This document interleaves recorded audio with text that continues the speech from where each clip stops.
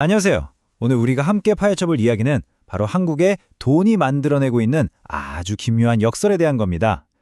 다들 경제가 어렵다고들 하는데 왜 어떤 동네 집값은 계속해서 최고가를 찍고 있을까요? 네, 바로 이 현상, 정말 많은 분들이 고개를 갸우뚱하게 만들고 있죠. 뉴스만 보면 경제 성장세가 둔화되고 있다고 하잖아요.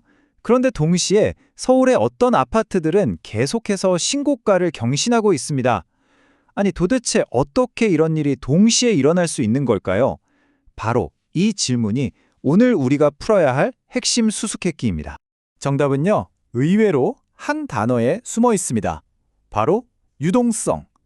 지금부터 우리 눈에는 보이지 않는 이 거대한 돈의 흐름이 어떻게 우리 경제와 자산 시장을 통째로 흔들고 있는지 그 실체를 한번 따라가 보겠습니다. 자, 그럼 첫 번째 질문부터 시작해 볼까요? 대체 이 엄청난 돈, 그러니까 이 유동성이라는 건 어디서부터 흘러들어온 걸까요? 말 그대로 현금 홍수의 근원지를 한번 추적해 보겠습니다. 먼저 유동성이라는 단어부터 아주 간단하게 짚고 갈게요. 어렵게 생각하실 것 전혀 없고요. 그냥 우리 경제라는 거대한 시스템 안에서 투자나 소비를 위해 얼마나 쉽게 돈을 움직일 수 있는가, 그 양을 말하는 겁니다. 여기 슬라이드에 나온 것처럼 금융 시스템이라는 저수지에 물이 얼마나 가득 차 있나, 뭐 그런 개념으로 보시면 딱 맞아요. 그럼 대체 얼마나 많은 돈이 풀린 걸까요? 이 숫자 좀 보세요. 정말 놀랍지 않나요? 1996년부터 2021년 말까지, 그러니까 우리가 당장 현금처럼 쓸 수 있는 돈의 양, M1이 무려 11.6배나 늘어났습니다.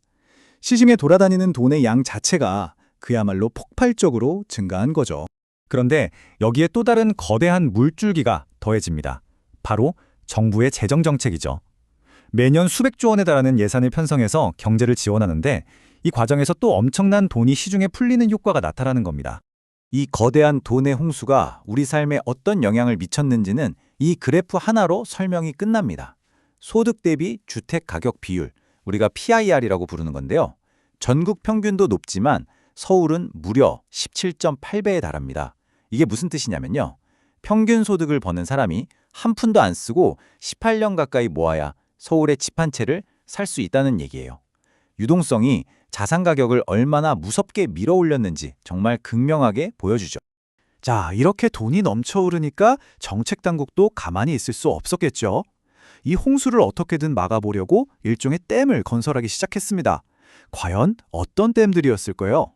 첫 번째 댐은 바로 금융 규제 강화입니다. 표를 보시면요, 은행이 위기 상황에 대비해서 현금을 충분히 확보하게 만들고, 또 저축은행이 예금보다 대출을 너무 많이 해주지 못하게 막는 식으로 돈줄을 죄는 조치들이 시행되고 있어요. 돈이 너무 쉽게 흘러나가지 못하도록 수도꼭지를 꽉 잠그는 거죠. 그리고 두 번째 댐은 바로 금리입니다. 가장 강력한 댐이죠. 슬라이드에 나온 문구처럼 전문가들은 거의 한 목소리로 말하고 있습니다. 지금 물가랑 환율을 생각하면 금리를 내리는 건 거의 불가능하다고요. 사실상 금리를 높게 유지하는 것 자체가 돈의 흐름을 늦추는 가장 강력한 브레이크 역할을 하는 거니까요. 이 차트를 보시면 전문가들의 의견이 더 명확하게 보입니다. 설문에 참여한 전문가들 중에 거의 절반 가까이가 금리를 올리거나 최소한 동결해야 한다고 답했거든요. 이건 정책 당국이 돈줄을 계속 죄어야 한다는 아주 강한 압박을 받고 있다는 뜻이기도 합니다. 자, 여기서부터가 진짜 중요합니다. 댐을 쌓는다고 해서 저수지에 물이 사라지는 건 아니잖아요. 물은 그저 다른 길을 찾아서 흐를 뿐이죠. 과연 이 규제라는 댐은 거대한 돈의 물줄기를 어디로 흘려보냈을까요? 한 전문가가 앞으로의 시장을 딱 이 한 단어로 정의했습니다. 바로 초양극화. 말 그대로 돈의 흐름이 아주 특정 지점으로만 극단적으로 쏠리면서 모든 게 나뉘어 버린다는 의미입니다. 이게 바로 댐이 만들어낸 새로운 현실인 거죠. 아니, 왜 이런 초양극화 현상이 나타나는 걸까요? 이유는 아주 간단합니다. 대출 규제라는 댐 때문에 예전처럼 쉽게 돈을 빌려서 투자하기는 어려워졌어요. 하지만 시중에 풀려있는 그 막대한 돈은 사라지지 않았죠. 결국 이 돈들은 댐이 막지 않는 새로운 물길, 즉 규제가 덜한 곳을 찾아서 필사적으로 흘러가기 시작한 겁니다. 바로 이 슬라이드가 돈의 새로운 경로를 아주 명확하게 보여줍니다. 돈은 대출 규제의 영향을 덜 받는 서울의 핵심 부동산, 그리고 이미 현금을 충분히 가지고 있는 자산가들에게로 흘러 들어가고 있어요. 반면에 대출이 꼭 필요한 지방시장이나 평범한 서민들에게서는 돈이 빠져나가고 있죠. 이렇게 가진 곳은 더 가지게 되고 그렇지 않은 곳은 더 어려워지는 것. 이것이 바로 초양극화의 맹정한 현실입니다. 결국 이 모든 상황은 정책 당국을 아주 위험한 줄타기 위로 몰아넣고 있습니다. 한쪽에는 성장, 다른 한쪽에는 안정. 이 두 가지 목표 사이에서 정말 아슬아슬한 균형을 잡아야 하는 아주 고난도의 게임이 시작된 거죠. 이 복잡한 그래프의 경제 이론을 다 아실 필요는 없습니다. 중요한 건 이 꺾인 선들이 보여주는 상징성이에요.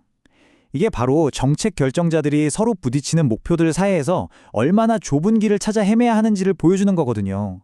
섣불리 한쪽으로 움직였다가는 모든 균형이 와르르 무너질 수 있는 그런 아슬아슬한 상황인 겁니다.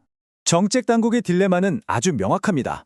자산 거품을 잡으려고 돈줄을 꽉 쬐면 경제 성장이 멈출 수 있고요. 가계부채를 잡으려다가 자칫 잘못하면 돈의 흐름 자체가 막혀버릴 수도 있죠. 또 환율 안정을 위해 높은 금리를 계속 유지하는 데는 엄청난 비용이 따릅니다. 보시다시피 어느 하나 쉬운 선택이 없는 거죠. 오늘 우리는 거대한 유동성의 흐름을 함께 따라와 봤습니다. 규제라는 댐이 돈의 물줄기를 바꾸면서 가진 자와 못 가진 자의 격차, 이른바 초양극화는 점점 더 심해지고 있습니다. 과연 이 현상은 일시적인 걸까요? 아니면 앞으로 우리가 계속 마주해야 할 새로운 경제 현실이 되어버리는 걸까요? 이 질문을 여러분께 남기면서 오늘 분석을 마칩니다. 감사합니다.